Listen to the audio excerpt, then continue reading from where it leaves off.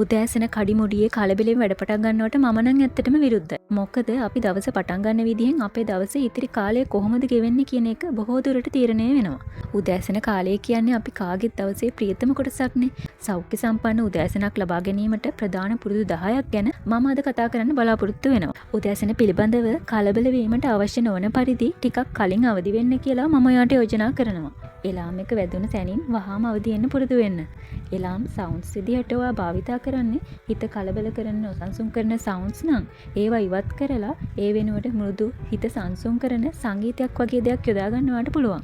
අවම විනාඩි 10ක පමණ කාලයක් වෙන් කරගෙන භාවනාවක නිරත වෙන්න අපිට පුළුවන්. භාවනා කරන එකත් සමහර අයට අපහසු නිසා ඒ වෙනුවට යෝජනා දෙකක් මම අරගෙන ආවා. මුලින්ම ගැඹුරු හුස්මක් ගන්න. හිතෙන් 5 4 3 2 1 කියලා ගණන් කරන්න. දැන් හුස්ම පහතට හෙලන්න. මේ විදිහට නැවත වාරයක් විනාඩි 10ක් විතර ඔයා මේක කරන්න ඕන. මේකෙනුත් ඔයාගේ හිත ගොඩක් සංසුන් වෙනවා. දැන් මේකත් කරන්න බැරි අය ඉන්නවනේ. ඒ අයට මම දෙවෙනි යෝජනාව කරන්නම්. කුරුල්ලන්ගේ මිහිරි නාදයට සවන් දෙන්න, තේ කෝප්පයක රසය විඳින්න, ඈත ගස් කොළන් දිහා බලා සිටින්න, කේතලයකින් ඇසෙන ශබ්දය කෙරෙහි අවධානය යොමු කරන්න, අතේ ඇති තේ බඳුනේ රසණය පිළිබඳව සිතන්න. මේ වගේ ක්‍රියාකාරකම් 5ක් තෝරගෙන ඔයා ඒකට අවධානය 100% යොමු කරන්න ඕනේ. එතකොට මේ අභ්‍යාසයෙන්ුත් ඔයාගේ හිත ගොඩාක් දුරට සංසුන් වෙනවා.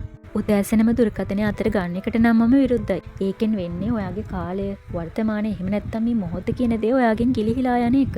ඒ විතරක් නෙමෙයි, ඒ නිසා ඔයාගේ ආතතිය තව තවත් වැඩි වෙනවා කියන එක ඔයා දැනටමත් දන්නව ඇතිනේ. ඔයාට දුරකථනය අවශ්‍යම නම් උදෑසන ආහාර වේලෙන් පසුව ඒ සඳහා විනාඩි කිහිපයක් වෙන් කරගන්න පුළුවන්. ඔයා දන්නව ඇති තිගුණ ඉන්දකින් පසුව අපි අවදි වෙනකොට අපේ සිරුර විජලනයට ලක් වෙලා තියෙනවා. ඒ නිසා ජල වීදුරකින් දවස පටන් ගන්නවාට පුළුවන්. ශරීරයේ විෂ ද්‍රව්‍ය ඉවත් කරන්න, බඩවැල් වල චලනය පවත්වා ගන්න වගේ ගොඩක් දේවල් වතුර වීදුරුවකින් අපිට ලබා ගන්න පුළුවන්. මතක තියාගන්න ඕනේ උස්ස වතුර වීදුරුවක් ගන්න අවශ්‍යයි. ඔයා වතුර බොන එක ටිකක් අමාරු කෙනෙක් නම් ඔයාට පුළුවන් ඔයා කැමතිම පළතුරු වලින් පළතුරු පෙති කිහිපයක් ජලයට එකතු කරගන්න. ආහාර වේලට අවධානය යොමු කරන එකත් අනිවාර්යයෙන්ම කරන්න ඕනේ දෙයක්. ඒ කියන්නේ ඔයා කෑම අනන විදිහ, ඔයාට කෑම හැපෙන විදිය, ශබ්දය, ඒ වගේම කෑමවල විවිධ රසයන් මේ ගැනත් අවධානය දෙන්න ඕනේ. ඒ වගේම මම ඔයාට යෝජනා කරනවා විටමින් D, B20 වගේ විටමින් අතිරේකයක් ගන්න පුළුවන් නම් හොඳයි කියලා.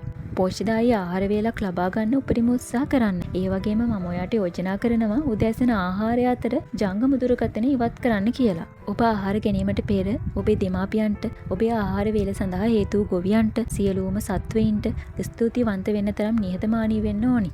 තව යාට පුළුවන් ඔයාගේ ආහාර වේලෙන් කොටසක් තව කෙනෙක්ට වෙන් කරන්න. ඒ කියන්නේ කුරුල්ලෝ ආදී සත්වයින්ට ඔයාගේ ආහාර වේලෙන් කුඩා කොටසක් වෙන් කරලා ඒක පසුව එයාලට දෙන්න පුළුවන්. ඔයාට ඒ දිහා බලලා සතුටු වෙන්නත් පුළුවන්. අපේ ලස්සන උදෑසනින් විනාඩි කිහිපයක් වෙන් කරගෙන ස්තුතිවන්ත විය යුතුවට ස්තුතිවන්ත වෙන්න අපිට පුළුවන්. දවසේ වැඩ සැලසුම් කරන්න උදෑසන යොදා ගන්නවා කියන එකට නම් මම එකඟ වන්නේ නැහැ. ඒ වෙනුවට ඔයාට පුළුවන් පෙර දින රාත්‍රියේ යොදා ගන්න.